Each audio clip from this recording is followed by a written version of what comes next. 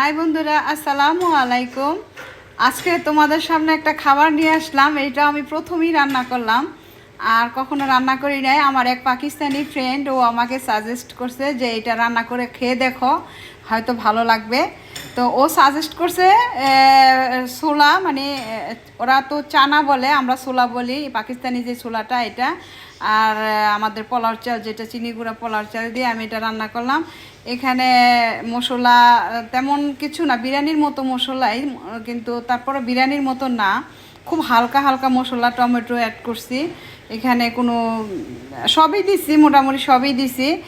আর একটু আমি অ্যাড করছি মাংস, গরুর মাংস একটু ছোটো ছোটো করে কেটে দিলাম, দিয়ে তারপরে রান্না করলাম। কারণ বাচ্চারা শুধু হয়তো খাবে না, এই প্রথম খাবার ছোলা দিয়ে একটু অবাক হবে। একটু মাংস টাংস দেওয়াতে হয়তো বা একটু নিতে পারে, বলা যায় না। যাই হোক, আমার মনে হয় ভালোই লাগবে।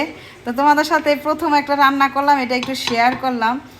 আর তোমরাও দেখো, এইভাবে রান্না করে দেখো। এগুলো ইউটিউবে আছে, যে চানা পোলাও কিভাবে রান্না করে। হ্যাঁ, তো হেল্প হবে। আর আমি প্রথম ট্রাই করতেছি, দেখি কেমন হয়।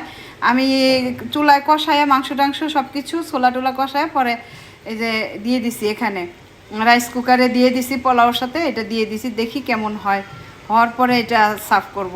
ওকে, আল্লাহ হাফেজ।